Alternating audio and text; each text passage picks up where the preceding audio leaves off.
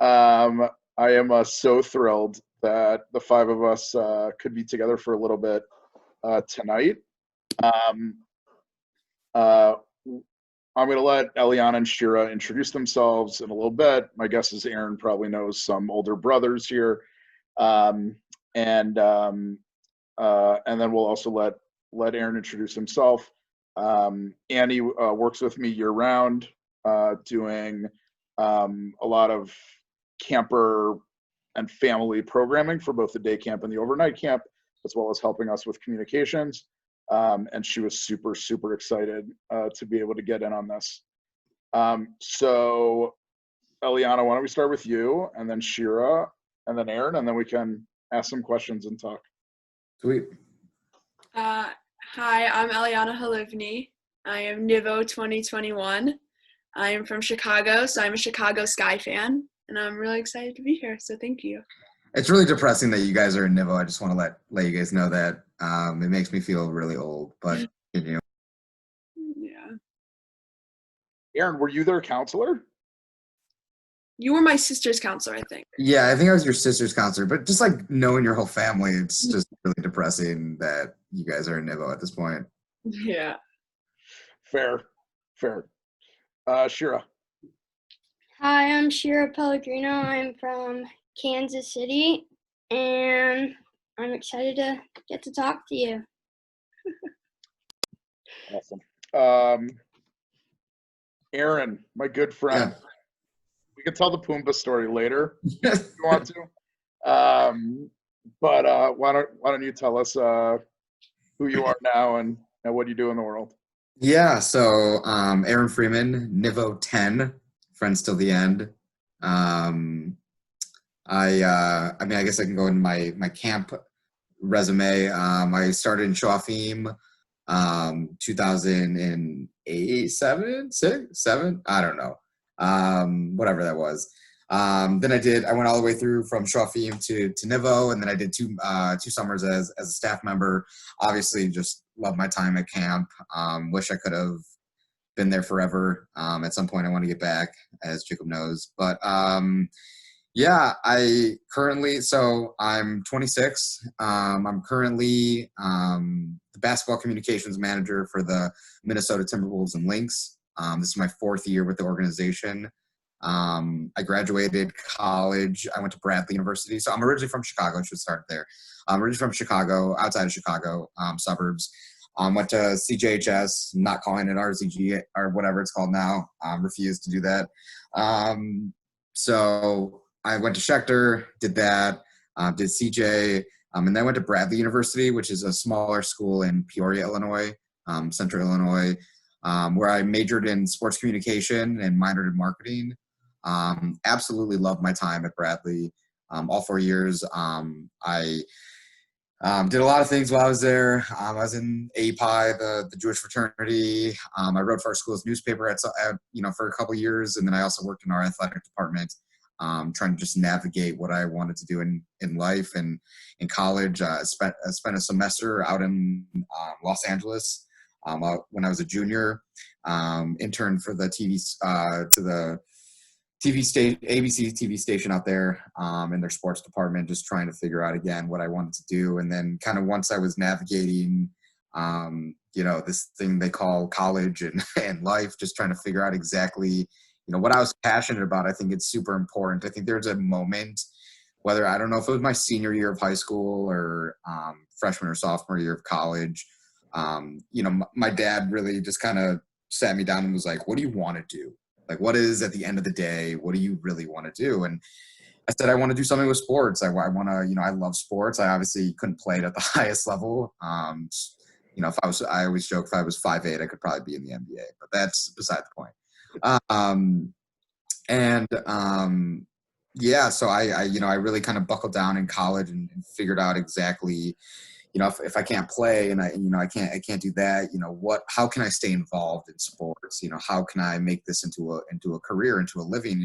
There's so many things that, in a sports organization that even now, it's funny, you don't really think about, working for a sports organization, even if it's not going into, what I do which is communications and PR. There's so many other avenues to get into sports. If numbers and money, if the finance world is is something that you love, we have a finance department. If marketing or social media or graphic design is your thing, we have those departments. So that was just one thing. So obviously, David Sherman and the Sherman family, who I know from camp. David's son Ian, who was Nivo 05, I want to say. That's correct. Ian was my counselor for 2 summers, and then Caleb was in my cousin's Ada, Nivo 08, I think Caleb was in. 07. 07. Oh yeah, 07. And then so I obviously stayed in touch with David and their family, and David is actually the Timberwolves and Lynx team photographer. He's our team photographer. He's been doing it close for 30 years. He's actually in the NBA bubble, an hour or so away in Orlando. And so, yeah, my senior year of college, once I kind of locked into what exactly I wanted to do, which was, after I did a bunch of different things. I did radio, I did newspaper, I did TV. I literally tried everything, and I just wasn't really, getting comfortable and feeling passionate about it. I started working in our athletic department. That was because after a conversation I had with the LA Clippers PR director when I was out in LA, just kind of figuring out, I loved what they were doing, and it was really cool, and I wanted to be part of that. Being a part of a team and being a part of the team was always something I wanted to do. So I just had to figure out how to get there. So kind of once I locked in on that, I knew how to take those steps, and what were those steps. So, I interned in our athletic department, kind of figuring out wearing multiple hats, if you getting so many things under your belt. That's kind of what I did. And then I interned with the Chicago Sky for a summer, and then doing multiple things there. Did PR, did a little bit of social media, helped out pretty much wherever. But then that kind of helped me kind of figure out that's exactly what I want to do. And David being with the Timberwolves and Lynx, the NBA is obviously the pinnacle of sports in a sense. So how could I get there? So tossed my resume to David, talked to David at length, and he put my resume in the right hands. And next thing you knew, I graduated on a Sunday, got in my car the next day from college, and drove to Minneapolis for an internship. Literally just bet on myself and just said, you know what, if this is what I want to do and this is what I'm going to end up doing, why not bet on yourself and do that? So I lived in a in a house with a bunch of like random guys, someone from my Ida, Harry Orenstein, the Orenstein family. Harry posted on like the University of Minnesota Facebook page for people who are looking for housing like on campus. He's like, my friend who doesn't go here is looking for a place, and I found a place. I paid like $500 a month, which was incredible at the time. I'm jealous that I wish I was still paying that. And yes, Harry hooked it up. And then it kind of took off. And next thing you know, 4 years later, I celebrated 4 years in May. I'm still here. I've gotten promoted a couple times. Just super thankful. I love what I do. I can go into the nitty gritty of like what exactly I do if you guys want, but that's kind of how I got here. How I got to the actual bubble. Well, we're actually Aaron, let me just stop. You're awesome. Let me I'm going to switch to speaker view here. Okay. And just let's let what am I doing here? 1 second. Let's let Eliana and Shira start just asking questions and fire away. Kind of talking this out. Ladies, don't be shy for the first time in your lives. So how did you end up in the Wubble, like specifically? Yeah, so this past fall and winter was the first time that I traveled pretty much the whole NBA season. There's 41 road games on the NBA side. I traveled about half of those, and I worked every home game. So I did both teams. So I'm doing both teams right now. So the Timberwolves we were in the middle of a season when COVID hit. And then, once my travel schedule was kind of coming to an end, that was really the plan, come the spring, so I can kind of start shifting to get things ready for the Lynx season. And we were, planning for a Lynx season. The draft is in April. There's so many things that you need to get ready from a PR side of things, for our media. There are credentials that need to be made. There's things that need to get ready for, your new players and all that. So once COVID hit, we were transitioning, obviously working from home, and that was a very kind of new thing. I love being in the office. I love having, office mates and my desk. I love I have 2 monitors at my desk, and I hated just being on my laptop all, while we were working from home. It was awful. So we kind of just shifted, and now the questions were, what are we going to have a season? Where would we be having a season? All these things, would their PR person be necessary for a trip like this? All these questions started happening. So we on the NBA side, usual travel parties on the NBA side that travel with the team to every city on the road are somewhere between 70 to or I would say probably 50 to 60 people. You have your player. There's just so much staff, and then there's media that travels with us, and it's just an absurd way to travel. We don't do that on the WNBA side, which again brings up so many different questions about equality and things like that. That it is what it is, unfortunately. But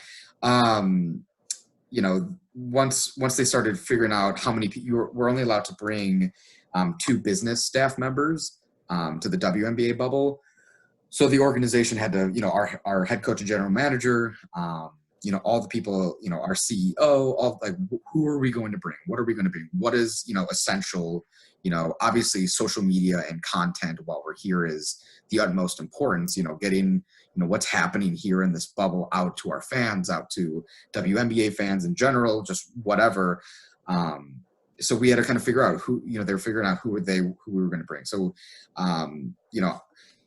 the whole conversation was, Aaron, if you're going, you're not just going to be doing PR. I'm now pretty much our assistant GM, who pretty much runs our operations during the season. Claire, who kind of turned over the last 3-4 years into one of my best friends.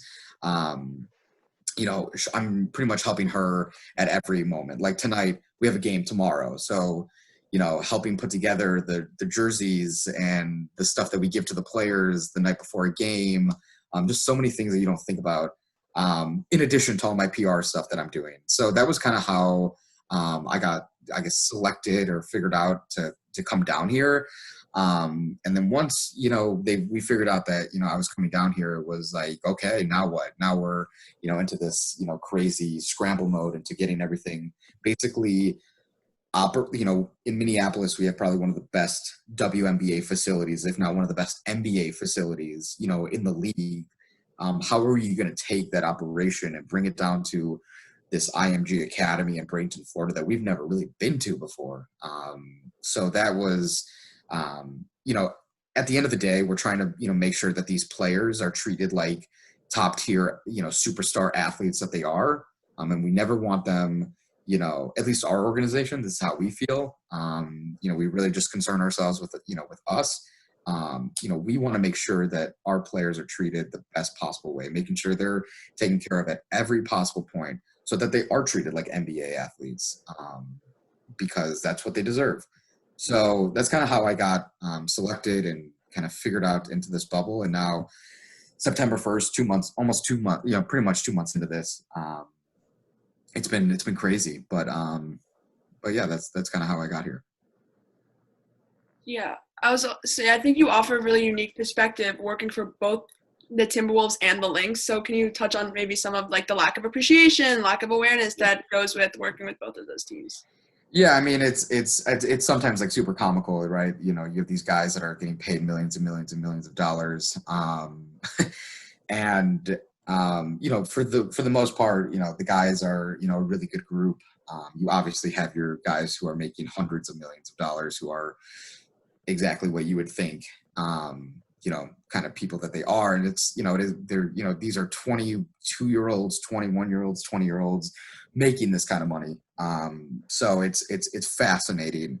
I love working on both sides, but there's an obvious, clear difference between the two teams in the players and how I work with the players and my relationships with the players. I mean, I have great relationships with the guys.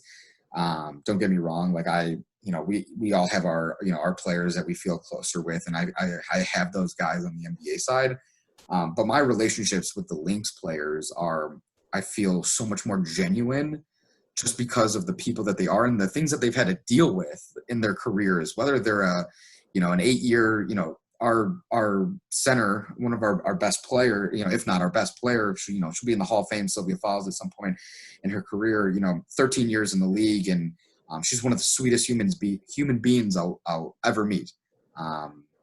And you just have this relationship that I've, gotten to know her over the years, just because of, the access on the NBA side. If you need to get something done on the NBA side, you have to go through like 10 different people. I'm going through agents. I'm going through, 4 or 5 people internally on our basketball operations side. There's just so many, hoops that you have to jump through on the NBA side. On the WNBA side, if I want to get something done, I'm picking up the phone to the player and I'm saying, hey, we're doing this at this time and we're really excited to do it.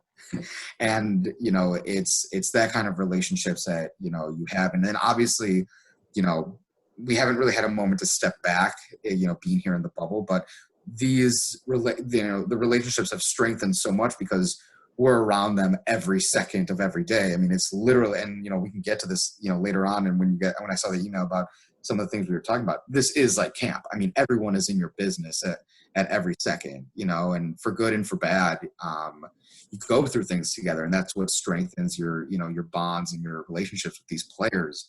I love working on the WNBA side, and that's what, I always have this internal struggle of I never want to leave because, I love working with our players. And even when I first got here, I was working with, Hall of Famers, athletes, Olympic gold medalists, people who will be in the Hall of Fame, in a few years.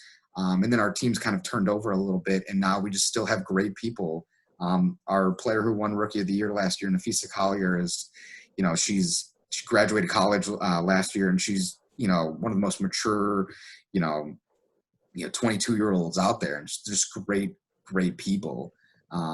So yeah, it's sometimes really difficult because at times the NBA side, you feel like it's disingenuine, some of the relationships, and you don't want it to be like that.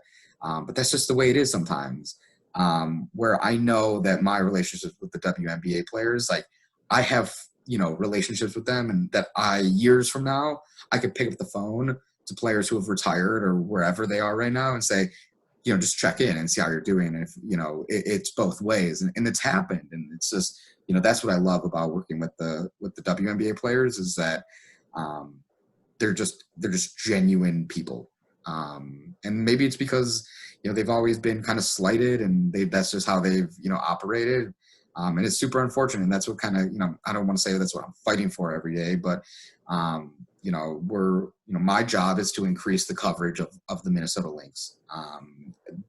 Flat out, that's, what it is. And so that's what I want to do. And I want to help them and, tell their stories, because, they have great stories. Like the Sylvia Fowles, the center that I was talking about, she wants to become, she's like the sweetest, kindest soul in the world. And she wants to become a mortician. She's studying right now. She's been studying online for the last, 4 years to become a mortician. She's interned at funeral homes in Minneapolis, and she's from Miami. So she did that. She's been doing that as well. And so we actually worked with Sports Illustrated a couple of years ago. And that was one of my favorite stories that I've ever gotten to work on. And so things like that, so, yeah, that's kind of the big difference, but, yeah, I really enjoy what I'm doing with the Lynx. Do you want to kind of just tell us what a day in the bubble is kind of like what it consists of? Yeah. Again, it feels like you're doing camp all over again. I maybe it's because of camp. Maybe it's just because of growing up, I always loved going by a schedule. I love an itinerary. I love a routine. Like personally, like that was the biggest struggle about, working from home is, your routine goes out the window. We have a Starbucks in our building in Minneapolis, so I like to go grab my iced coffee every morning. I come in at a certain time. I like to, go through the news before, people start coming into the office, and like to sit there, then I'm at home and like, I'm not driving to Starbucks. Like I don't want to leave my apartment during COVID right now. And so it's the same thing here. So our assistant GM Claire, she, we have a team WhatsApp channel. And so like every night at 7:00, it's kind of crappy. Can't really see that. We'll get a schedule of what the day looks like. So from 9:20 to 10, I'll kind of just run through our schedule tomorrow. 9:20 to 10 is treatment and taping at the gym that we're going to be shooting around. We'll do a shoot around before our game, go over the opponent's plays and our plays and things like that. So treatment and taping. But at 9:10, I start doing pickups in our golf carts because where the players are staying is far away from the gym. So everything's a golf cart. So I have my own golf cart. Claire, our assistant GM, has a golf cart. Our trainer has a golf cart. That's who I'm living with right now in a villa, which is kind of like it's like a big beach home, I guess you could call it. And so we'll start driving players at 9:10, 10:00 to 11. We'll do a little bit of video and then shoot around, and then we do a COVID test. So every day I've been tested for COVID. It's quite an experience. Up the nose, down the throat, every single day. It's wild. We are now figuring out which testers are worse than others. And sometimes you just get stuck with the really bad ones. Like today, this one woman, she always wears Skechers, so we call her Skechers. We don't know her name. She just like right in my throat. It's just like, it's painful. But you know what? At the same time, positive vibes. They're keeping us safe. So yeah, we'll do testing after that. And then the players kind of just have, free time. There's lunch. Lunch gets served at, specific times at the hotel. So the hotel's across the street where, a lot of players and coaches are staying.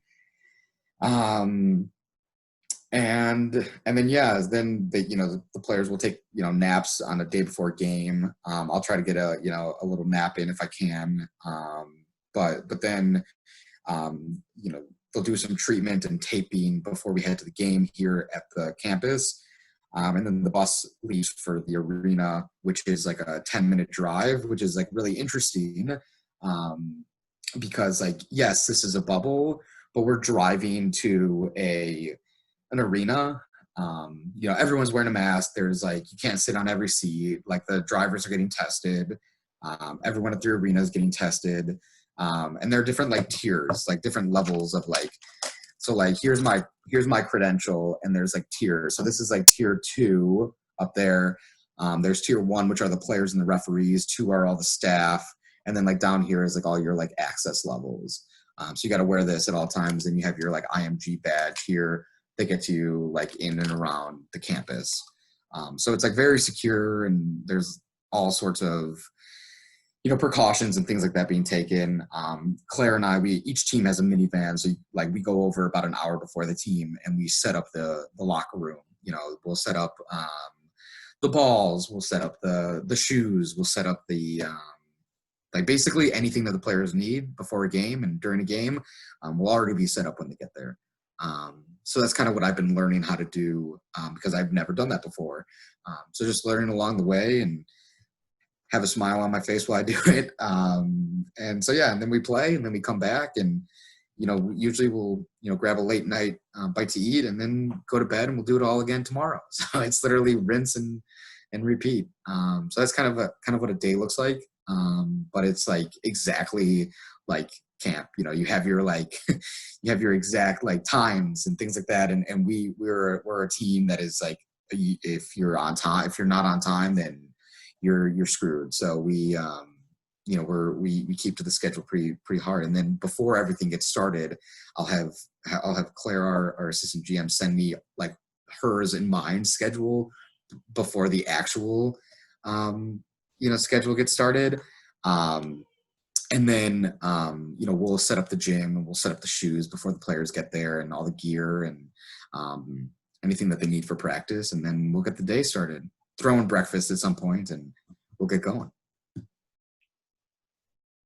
And try to go to bed at a normal time, but that doesn't happen usually. Do you celebrate Shabbat and like in the Wobble, or do you feel like religion takes like any place in the Wobble, or do you feel like it's kind of like not really as important, I guess? I'll just preface this, Jacob, don't be mad at me. But like it's something that I've always struggled with in this job, and I've talked to Jacob about this before. I also Benji Forster's Eliana, I know you know Benji, Shira, I'm not sure if you know Benji. But Benji's one of my best friends in the whole world. I've known him forever. And obviously Benji's starting to become a rabbi, so I just like to lean on Benji just for advice and thoughts. And I've always struggled with my religion while over the last 4 years. College, I thought I did like a pretty solid job of celebrating, being locked into the holidays. I don't, maybe not locked into every Shabbat, but, going to Friday night dinners and really, trying at least. But, work is pretty much a 24/7, 365 for what I do. And that's the choice I made. I've struggled with having very big WNBA finals games on Yom Kippur. Very big, NBA games on Pesach. And, these are things that I struggle with constantly, and they're real things. Making the decision to, I'm in LA and with Sherman during the WNBA finals, my first real year traveling, and it was Yom Kippur, and I had no idea what I was going to do. And, thank God for David, because we found a shul. It didn't matter that I of course, ideally I would have liked it to be, a type of shul that I like, but, we just found a shul and we davened on Yom Kippur, and then we went back to work. So those are the compromises that, I've made in my life. This is, struggle for my parents too.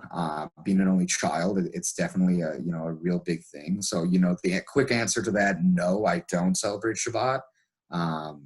Long answer is I continue to struggle with with that. But I've come home every year for the high holidays. Honestly, COVID is probably nice to everything's going to be virtually this year. And I go to Beth Shalom in Northbrook in Chicago, and services are streamed always, so those are nice to have, especially in the high holidays if I'm working. And again, that's what life's all about, making compromises, and I think that is something I'll continue to struggle with, but definitely a compromise right now. So no, I haven't, but still working on it. Yeah, and do you want to touch on what it was like to be in the discussions about the protests and the whole Black Lives Matter movement, especially in the WNBA? Yeah, it was a crazy night. I was getting ready. This was last Wednesday. I was getting ready for our game. We had a game that night, and I was watching the Bucks game. I was watching NBA TV. And I was just paying attention. Those of people who know me, I'm just always locked into Twitter and locked into what's just going on. I like to know things. So that I just always like to know, what's going on in the sports world. So I was seeing all this going on, and I texted our head coach right when the Bucks decided to protest, and I was like, hey, just a heads up, this is happening.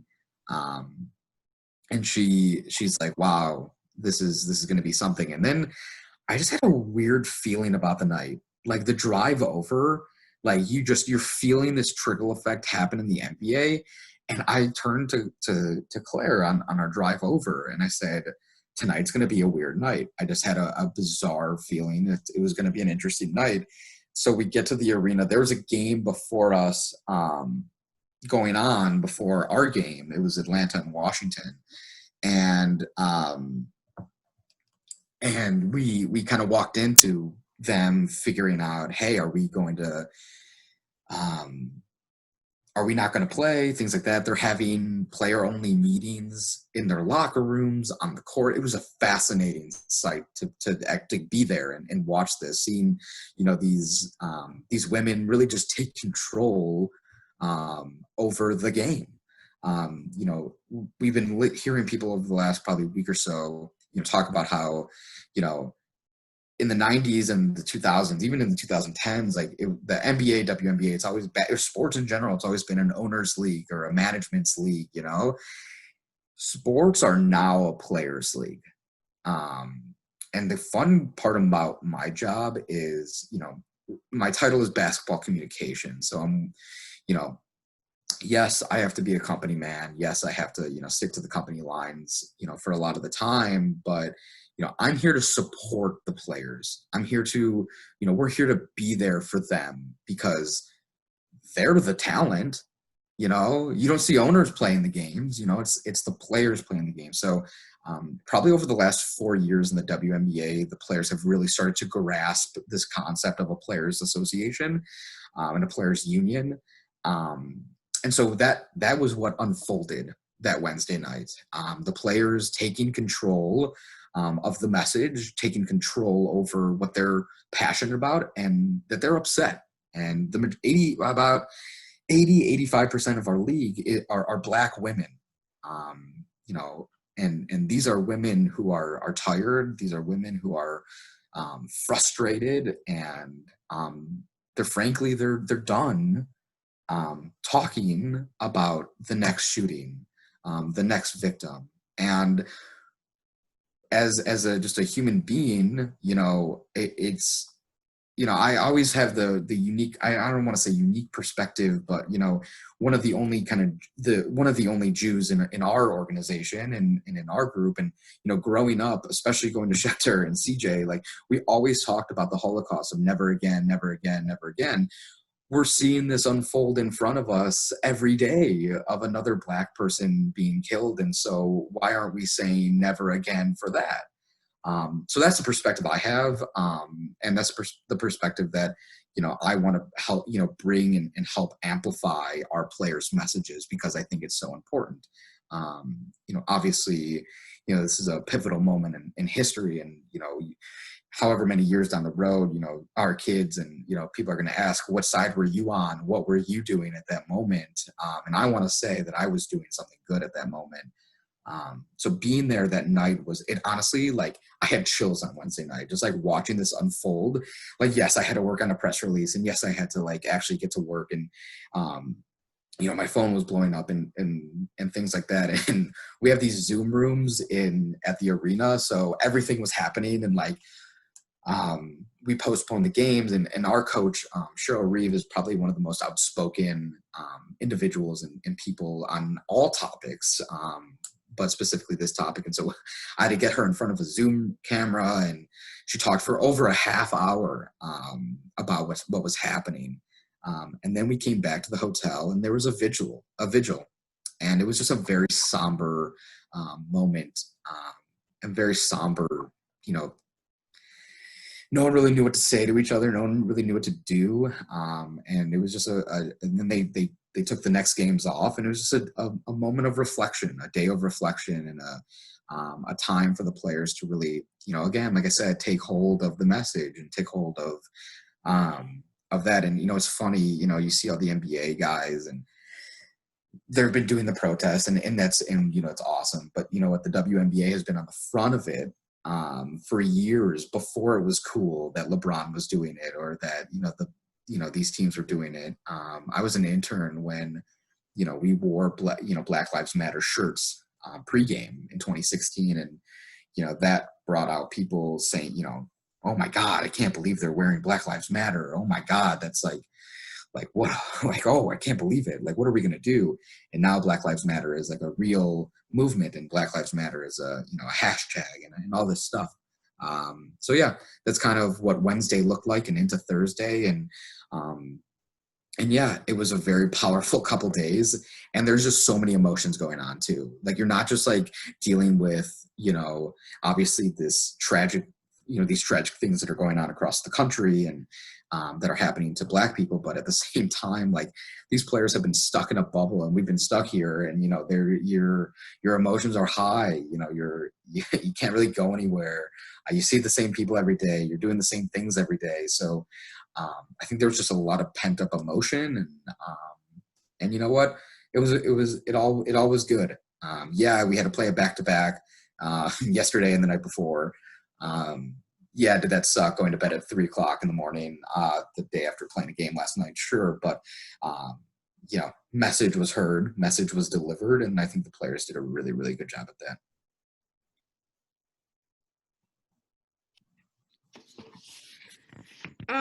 Did you like get to talk to any of the players like individually and like really hear like any of their specific like perspectives about it?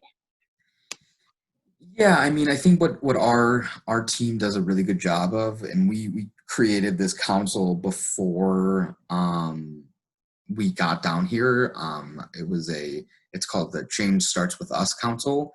One of our assistant coaches, Rebecca Brunson, who is one of the most eloquent speakers on the topics that are going on right now. She used to play for us. She retired. She was a player when I first started, and now she's an assistant coach, which is always, fun and interesting. And so she's kind of been leading these conversations. But, I think, in talking with the players, I think the biggest thing is just, like I said, it's just listening. I'm obviously not a Black woman. And I just want to listen. I just want to, be there to support. And it's just, it's hard. It's tough, to hear the, that how tired they are and how much kind of almost sorrow there is, in their voices. So yeah, we all kind of, you're always, talking about things in passing. And I think those 2 days, were just kind of amplified even more of just talking and just listening. But our head coach does a really good job of like time and place, of talking about things, when it's necessary. But then there's also like this like conundrum of, oh yeah, we're basketball players. We're basketball coaches. I work for a basketball organization, and we have a game to play. So finding that good balance, and we've been wearing the Black Lives Matter shirts that say her name on the back. That's kind of been the campaign of the whole season, of saying her name. The Breonna Taylor's name is stitched on the back of every single jersey. So we then were moving the conversation of like, the shirts are nice. The Black Lives Matter on the court is nice. The say her name stuff before the game is nice, but like, what actual change is going on? What actual things are we doing? And that was a lot of the sentiment from the players. Like, even our best player, like Sylvia Fowles, she was saying like, what's one game gonna do? Like, we should be doing more games sitting out. I mean, this is from a 13-year veteran, and I was, you're just like, not everyone's going to have the same opinion, obviously. So it was so fascinating to just sit there and just kind of hear their, these different, opinions came together, and they were unified. And I thought that was super important too. Yeah, not to end the conversation about what it's like the Black Lives Matter movement is like in the bubble, because I'm sure we could all talk about that for as long as we have. First, I'm just thinking about like when I was watching the Sky Lynx game, which is tomorrow night, but I was watching the last one, like I saw you sitting like from my TV. Anyway, I also have this picture in my mind of you holding the 2017 championship trophy. Can you like just tell what that was like the path to the championship, the road? Like, I know you made it on Yom Kippur, but like whatever.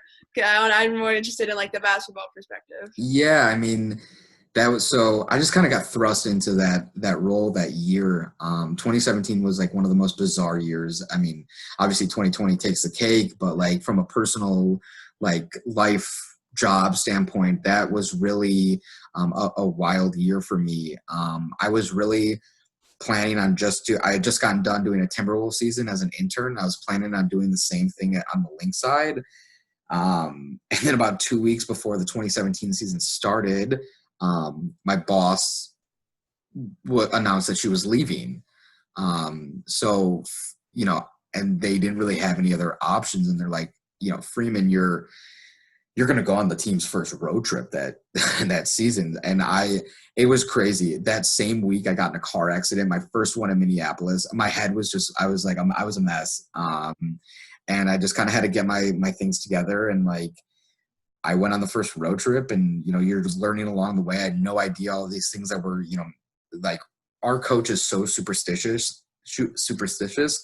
And she has so many little things about like game days and things that like routines that like, you don't want to be the one to mess it up, right? Like, they're like little things. Like, I write down the starting lineup for the other team on a piece of paper with the referees, and I show her at a specific time before the game. It's a very bizarre back and forth. Like, I have all these Gatorade cups because she likes to pour her post-game drink in these Gatorade cups at the end of the game and bring that to her press conference. It's these little, like, it's shtick. The whole thing is shtick. And so I had to learn all that in 2017. And then the team just kept winning. It was wild. After my first road trip, it was a 2-game road trip. I went and gave the stats to the coaches at the end of the game, and our head coach, Cheryl, she's like, well, I guess we're going to keep you around. I'm like, and so you're just like, oh, okay, sounds good. And I like laugh about it now just because how naive I was like back then. But again, I was like fresh out of college doing this like wild, like PR job that like people like twice my age, you know, really should be doing. And then you just kind of learn along the way, you know, you just try to do your best, and that's kind of what I did. And, you know, Sylvia won MVP that year. So, you know, you're creating a MVP campaign. Then we make it to the finals, and, you know, putting on a finals is a production. We weren't even in our arena. We went to the University of Minnesota that year to play at Williams Arena. Our owner paid $1 million to put air conditioning into that arena. And it was just a whirlwind of a year. And then, you know, you're locked into the finals. We go to LA, we force a game 5, we fly back to Minneapolis. The LA team is on our flight, which would never happen in the NBA. And we play game 5, we won. You know, I always joked with my friends growing up, like, you always want to be a part of the champagne celebration, right? Like, that's like goals, like flat out goals are, you know, doing that. And I got to do that in my first year. And it was so much fun. You know, there's so much hard work that goes into a season, and just to be able to celebrate that. And, you know, you're still trying to do your job while all this is happening, and, you know, you're trying to just enjoy the moment, but you know, you still got to be locked in. You know, there are all these interviews and things that need to happen, but, it was so much fun. You know, you're together with such a fun group. Like, our staff is so much fun. No one person is, you know, bigger or better than the other, and we just get along. And, you know, that was that year. It was so much fun. The players were great. And yeah, winning the championship was awesome. And then they just start passing the trophy around. They're like, hey, you take a picture with it? I was like, all right, cool. I was so nice. Just like thinking about it now, I'm like, what were you doing? Why were you doing that? Like, walking around with a champagne bottle, like, put it down. What are you doing? But yeah, I mean, just a memory you'll never forget. Got to go to the governor's, you know, mansion, and you're going to all the other team. You know, I'm not a Vikings fan, but, you know, we got to go to the, you know, US Bank Stadium on the field with the trophy. And so, you know, in other like sports, there's like a keeper of the trophy, and then once you win it, the league just like leaves and says the trophy's yours.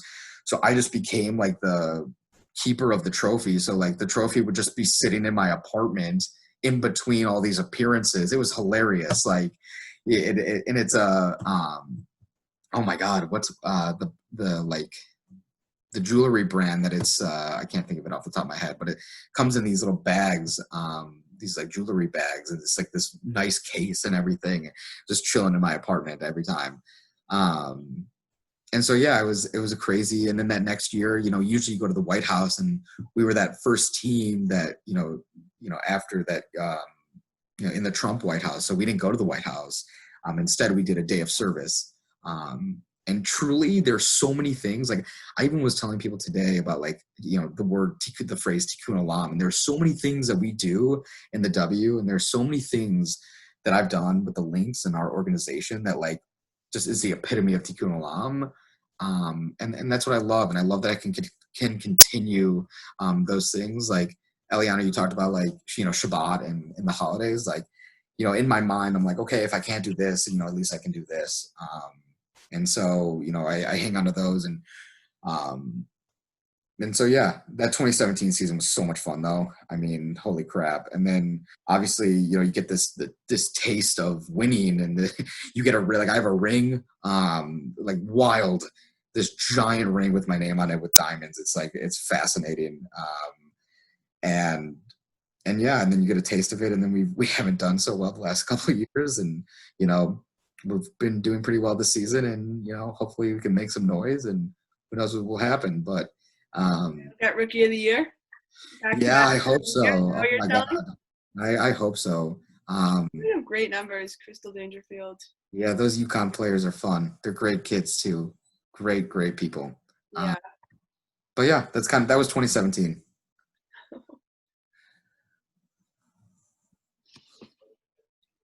Do you have like any other memories, like specifically with certain like players that just really like stand out?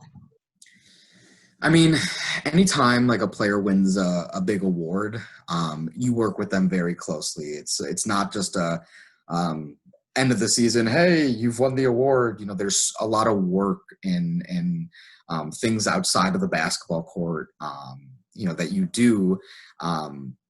We meet internally as a staff, multiple, across multiple departments, and so I kind of, our, PR kind of leads the way on that.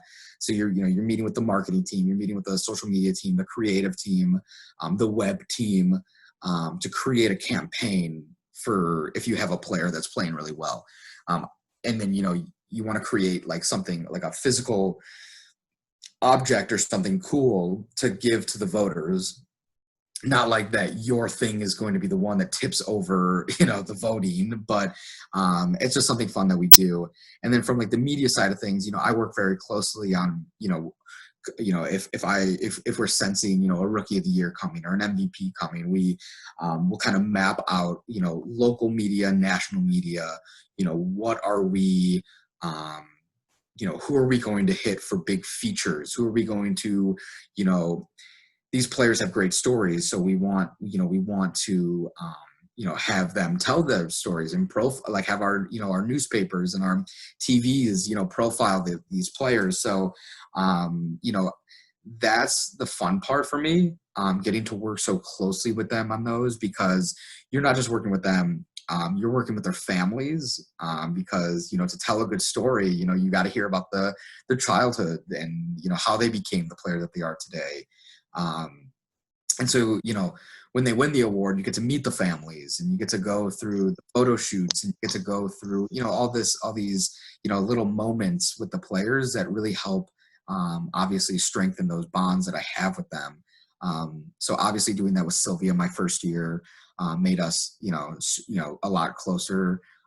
Because everyone, when it comes to media, everyone's asking for them. Everyone, wants to talk to them. And so it's my job to kind of, sift through all of the requests and, give them the high level, things to talk about or to talk to. And, maybe we'll do the smaller things later on, but like really try to get them, the big stuff, the Sports Center, the big features in Sports Illustrated or, Bleacher Report, whatever it is, those kind of stuff. And then last year, with Nafisa, winning Rookie of the Year, and then now we're on that track with Crystal. But my other big one is my relationship with Lindsay Whalen. She's just one of the greatest point guards ever, but she's one of the greatest people ever too. She's now the head coach at the University of Minnesota for their women's basketball team. So me and Lindsay, coming into, that role my first year, Lindsay broke her hand about halfway through the season, and she was out the rest of the regular season. So she would travel with us because, she could still walk around. It wasn't a leg injury. It was just her hand, so she could still fly. And so Lindsay would, come out for dinner with us and would come out for drinks with us. And you get to know these players so much. I got to know her husband, Ben, and I got to know her parents. And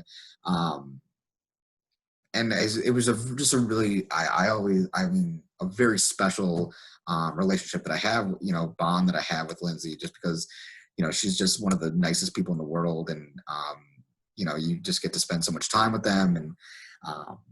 And yeah, they're like I said earlier, they're true friendships, which I genuinely appreciate.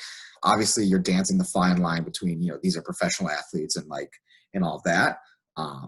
But you keep it professional, and you do your job, they do their job. But at the same point, they get to, whenever my parents come into town, everyone wants to say hello and see them. And, so for my parents, that's also, really cool. You don't always get that on the NBA side. WNBA, the moment, anytime you come to Chicago and play the Sky, I always handle tickets, on the NBA side, and on the WNBA side, I handle, player tickets. So on the NBA side, players only get 2 tickets. And then they will buy more and things like that. So they really rely on you. On the WNBA side, tickets are a little bit more liberal. So you always get 4 owners tickets. And so whenever we're in Chicago, our head coach always lets me take 2 of the owners tickets, which is really, really nice of her. But so whenever my parents are sitting right there, what about me? I only get 2. I got to give them to the rents. Wow. And all the players will always turn around and say hi. And so that's for me, especially for my parents who grew up loving sports and stuff like that, that's pretty cool for them. But those are some few examples that I just love talking about because of the relationships. I keep saying relationships, and I'll go back to that all the time. Yeah. So is it time to hear the Pumbaa story? I've heard so much about it. I'm never going to get the full scoop. Or is that a sensitive subject? Should I have not brought it up? I played Pumbaa in the 2007 rendition of The Lion King. Potentially the best rendition of The Lion King. I don't know how many renditions have gone on since. I know for sure 1, 2, 3. I was on staff for one of them in my but yeah, no, I played Pumbaa. It was, that was the thing about me coming to camp. Obviously I don't have any siblings. So I was kind of random into my Ada. There was a group of us that didn't really have any connection to camp. I had a connection to camp. My cousins, the Dobkins, were on, Dr. Dobkin was on the medical staff, and Hallie was a camper and on staff. But, I didn't really know anyone in my Ada besides going to Schechter, and so it was kind of my, I don't want to say coming out party, but it was a fun way to kind of just make a name for yourself at camp. And Jacob was a part of our play as well that year. I had a cameo as Simba in between baby Simba and grown-up Simba. And my hair actually looks more like it looked in 2007 than it normally does. I was really rocking the lion mane. And Aaron, did I knock you over or I knocked Sarah over? You knocked Sarah over. So Timon was played by Sarah Ungerman, who's awesome in her own right. And whenever I saw her afterwards, she would punch me in the arm because I almost knocked her off Pride Rock. I think she cared a lot more about the being locked into the play. I was there for a good time. True story. But yeah, that was the brief Pumbaa story. Lived up to the hype. Yeah, I don't know about that. Diana also fell during the play last summer. Makes me feel better. Girls, when you're on staff and Aaron brings a professional basketball player to camp, we'll tell you the story of the Hunger Games, because that will That's the real. That's the real. Ooh. that will live up to years of prep And therapy. just for you. Okay, I want to thank Aaron, for your time.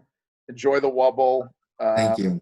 You know, keep us posted on what's going on. We're rooting for you, and it's just so wonderful to see someone who, I mean, you spoke a little bit about compromise. There were those years where you really wanted to be back at camp, and you knew that to get on the right professional trajectory, you couldn't come back to camp. And I know that was really, really difficult for you. And so it's just so rewarding for me, who, for the record, encouraged you to go pursue your professional work, to see that you've been so successful, and that you're having a great time. And also, I also want to thank Ellen Cohn. Ellen Cohn rocks, and I hope she's still doing what she's doing with camp. She did it last summer. She was supposed to do it this summer, and we have every intention of her coming back in the future. And I want to thank Eliana and Shira for taking Thank you guys. valuable time away from their homework this evening. What is online school anymore anyway? We know how intense Zoom is. No, seriously. Aaron, I don't know if you knew this. Eliana and Shira are both amazing basketball players at camp and in the world. And they were like super, super excited at this possibility, and to hear what, I think are stories really about some of their heroes. And they're lucky enough to be growing up at a time where there are women basketball players on the college ranks. I'm a huge Huskies fan, so is Annie, from back in the day. But to watch the WNBA is really, really special. And to watch these athletes doing things that no athletes have ever done in terms of making statements for themselves, for me has been moving. I've been trying to convince my children that like they're watching history on the television.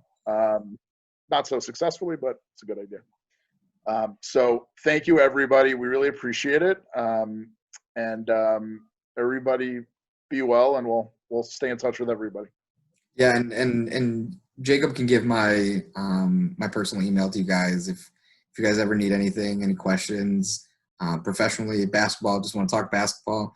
I love talking about basketball too. So let me know. And it was great talking with you guys. Eliana, say hello to your brother for me. Will do. I'll see you tomorrow night from my TV, from my couch. Very excited. You'll take the L, but it's okay. We'll work on it. Try to get another win here. Okay. Lila Tov, everybody. Lila Tov, everyone. Thank you so much. Thanks, guys. Yeah. Lila Tov.